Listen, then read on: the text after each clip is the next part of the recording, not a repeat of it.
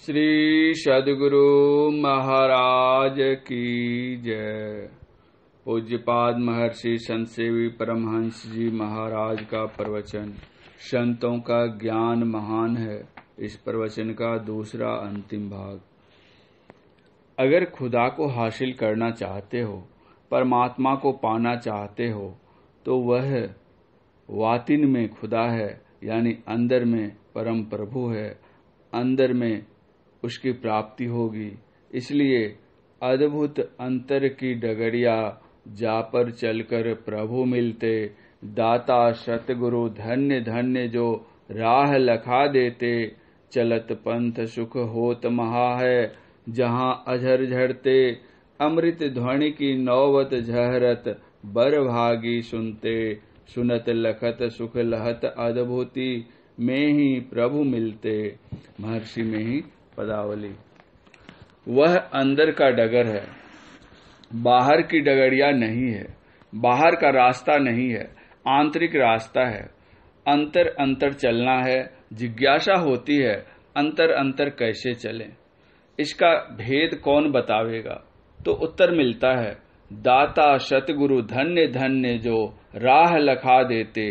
संत सदगुरु के बिना और कोई इसको बता नहीं सकता। किताब पढ़कर थक कर मर जाएंगे, लेकिन वह राह नहीं मिलेगी। स्वामी विवेकानंद जी ने कहा, हम बहुत अध्ययन करते हैं। बहुत अध्ययन करने से हमारी बुद्धि का विकास होता है, लेकिन आत्म विकास नहीं होता। एक पांडित्य का घमंड हमारे दिमाग में आ जाता है कि हमने इतना अध्ययन किया है, हम बहुत जानते हैं। संतों का मार्ग आंतरिक मार्ग सूक्ष्म मार्ग है, जागतिक स्थूल मार्ग नहीं है। चलत पंथ सुख होत महा है, जहाँ अझर झरते। उस रास्ते से चलने में कठिनाई नहीं बल्कि सुख मिलता है। आप विचार की दृष्टि से देखिए, जब आप जागृत अवस्था में बहिर्मुख होते हैं और जब आप स्वप्नावस्था में अंतर्मुख होते हैं, दोनों की तुलना करके देखिए। जिस समय आप जगे हुए होते हैं, आपके मस्तिष्क में विभिन्न प्रकार की चिंताएं रहती हैं। उस दिन एक सज्जन कह रहे थे कि ऐसा कोई घर नहीं जिस घर में कोई चिंता नहीं। मैंने उनसे कहा, ऐसा कोई सर नहीं जिस सर में कोई चिंता नहीं। वस्तुतः किसी न किसी प्रकार की चिंता हर सर में है। एक ही चिंता नहीं है, अनेक चिंताएं हैं। लोग दुखी हैं, पीड़ित हैं, आकुल हैं, व्याकुल हैं, छटपटा रहे हैं। चिंता के कारण नींद नहीं आ रही है।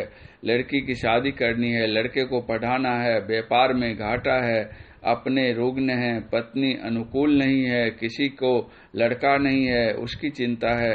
किसी को कई लड़के हैं, वे आपस में लड़ते झगड़ते हैं। किसी को अमुक के साथ मुकदमा लगा हुआ है, किसी को नौकरी नहीं मिल रही है, तो किसी की नौकरी छूट गई है, आदि कितनी बातें दिमाग में है जिसका ठिकाना नहीं। इन सब चिंताओं से हम तब तक ग्रसित रहते हैं जब तक हम जगे हुए होते हैं।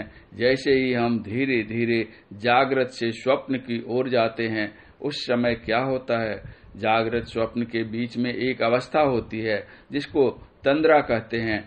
उस तंद्रा अवस्था में यह मालूम पड़ता है कि हमारी शक्तियां भीतर की ओर खींच रही है। बाहर की चीजों को हम भूल रहे हैं, हमारी शक्तियां सिमट रही हैं। बल्कि हम अखबार लेकर पढ़ते रहते हैं, किताब लेकर पढ़ते रहते हैं, तो हाथ से अखबार छूट जाता है, किताब नीचे गिर जाती है।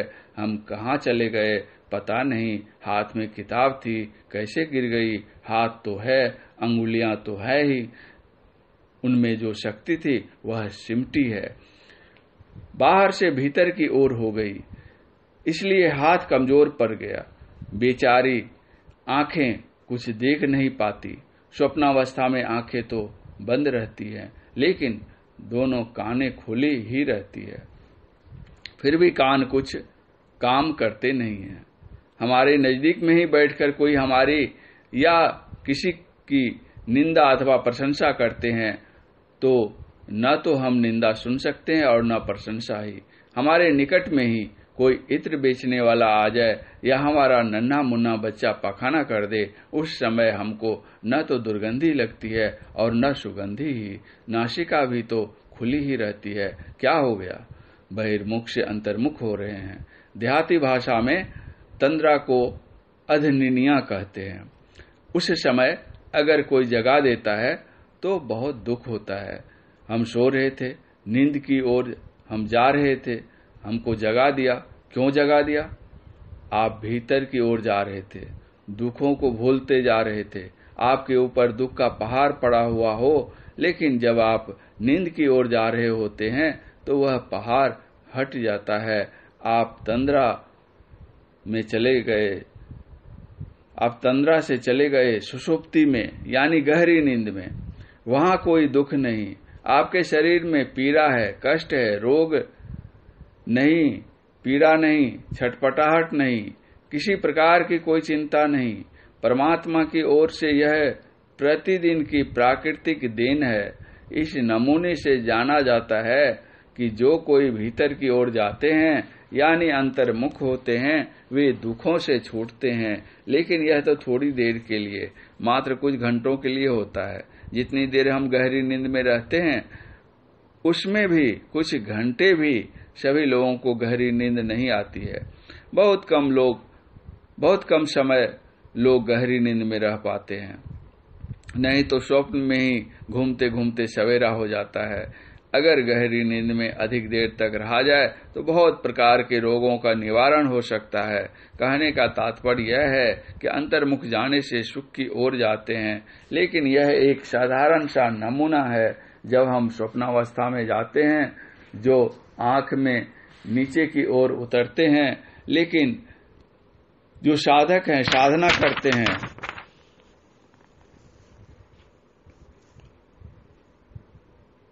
तो साधना में जो एकाग्रता होती है, उस एकाग्रता के कारण जो पूर्ण सिमटा होता है, तो उस पूर्ण सिमटाव में उधर्व गति होती है। उधर्व गति में आवरण भेदन होता है और वह अंधकार से प्रकाश में चला जाता है। उसके सुख और आनंद का क्या कहना, वहां उसको दिव्यानंद की अनुभूति होती है।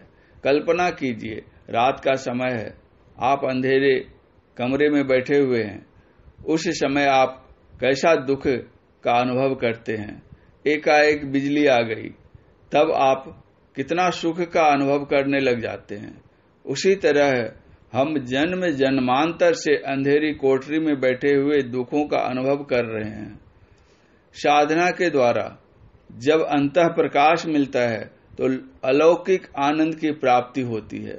वह प्रकाश अद्भुत है, आनंद अद्भुत है, क्योंकि वह आंतरिक डगर भी तो अद्भुत ही है।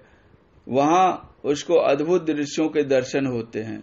सतत आनंद ही आनंद है, क्षण प्रति क्षण आनंद की वृद्धि होती रहती है।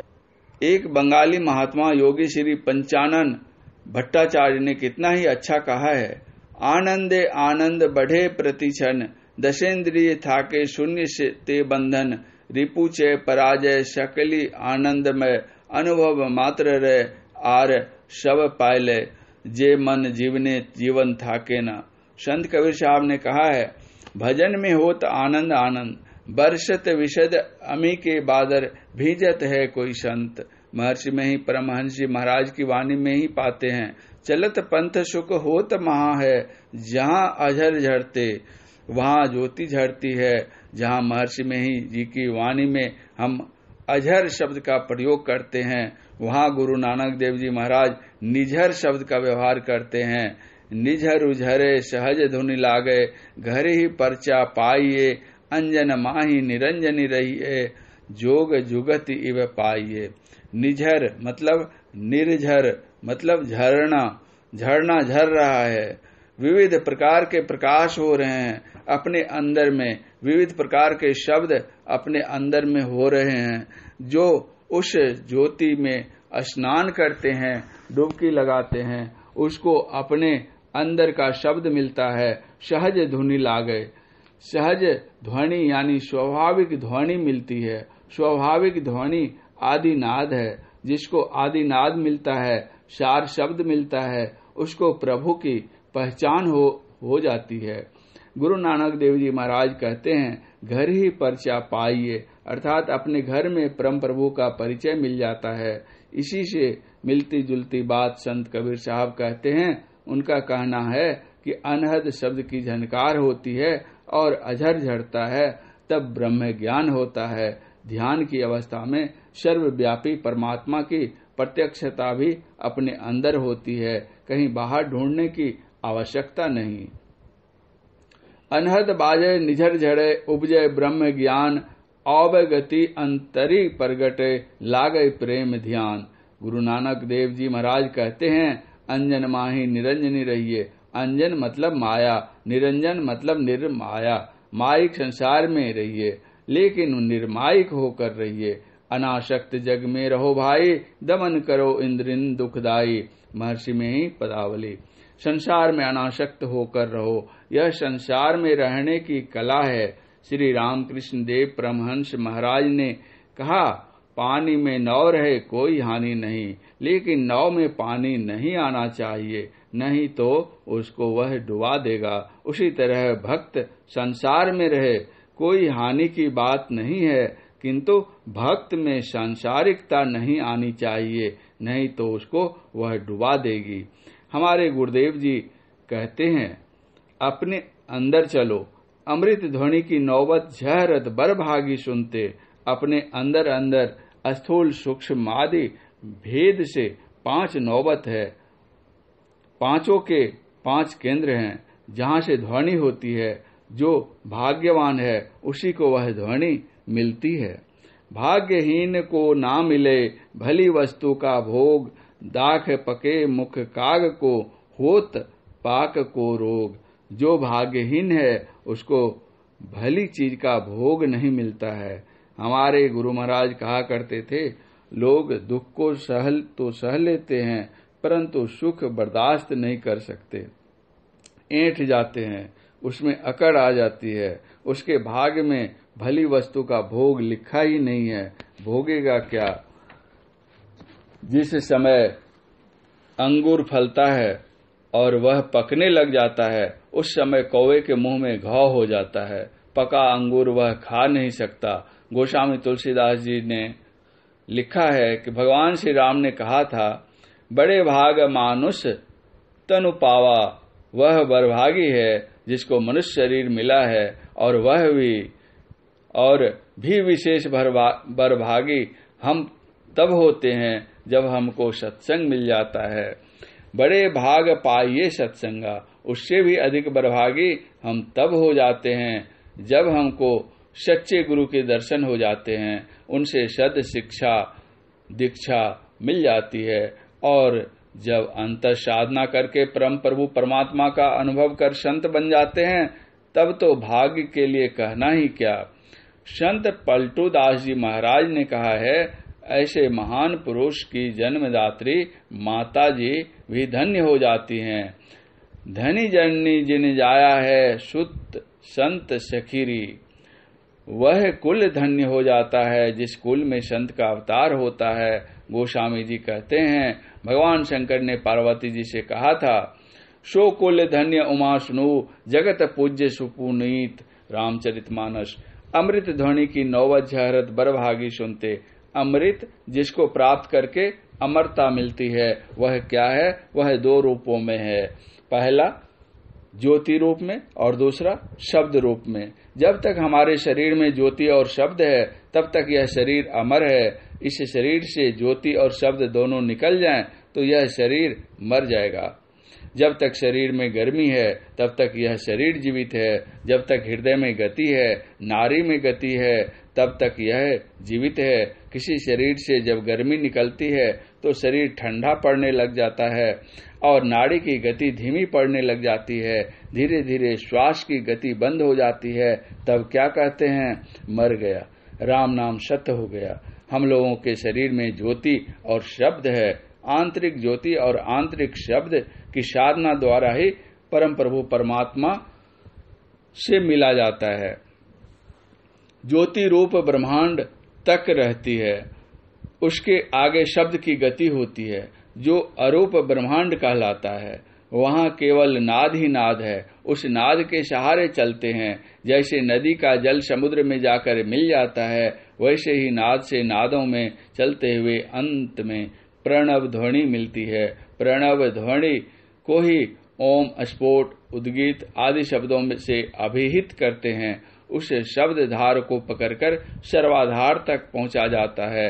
प्रातः स्मरणीय परम पूज्य अनंत श्री विभूषित महर्षि में ही परमहंस जी महाराज की वाणी में हम पाते हैं, नाद सो नादों में चली धरो, प्रणव शत ध्वनि सार रे, एक ओम शत नाम ध्वनि धरी, में ही हो भव पार रे।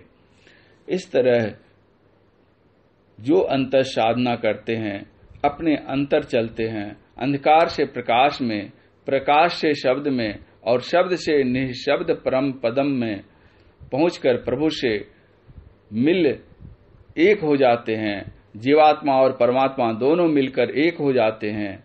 जैसे नदी का जल समुद्र में मिल जाने पर उसकी संज्ञा समुद्र की ही हो जाती है, उसी तरह जो जीव जाकर प्रभु परमात्मा से मिल जाता है, उसकी संज्ञा भी परमात्मा हो जाती है। जीव की संज्ञा मिट जाती है, तब वह तुम वही में ही, प्रश्न पुनि रहते नहीं, चरितार्थ हो जाता है। फिर वहां द्वैत भाव नहीं रहता है। जीव पीव मिलकर एक हो जाते हैं। आवागमन का चक्र छूट जाता है। अंधकार से प्रकाश में, प्रकाश से शब्द में और शब्द से निःशब्द में परम प्रभु परमात्मा के पास जाने का यही श्रेष्ठ रास्ता है और दूसरा, तीसरा, चौथा अन्य कोई रास्ता नहीं है। यही अंतर का रास्ता है, सरल रास्ता है, सहज रास्ता है, सुगम रास्ता है। जो कोई चलते हैं प्रभु की ओर से उनको मदद भी मिलती है, प्रभु कृपा मिलती है। प्रभु की कृपा के सहारे कर प्रभु से मिलकर एक मेक हो जाते हैं। यह सहज साधना, सरल साधना सबको जानकर करना चाहिए और अपने मानव जीवन को कल्याण बनाना चाहिए। पूज्यपाद महर्षि संतसेवी परमहंस जी महाराज का यह प्रवचन बिहार राज्य अंतर्गत भागलपुर नगर के परम पावन सुरसरी तट पर अवस्थित महर्षि मेही आश्रम कुप्पा घाट में दिनांक 24/7/1994 ईस्वी को साप्ताहिक सत्संग के अवसर पर हुआ था। श्री सद्गुरु महाराज की जय।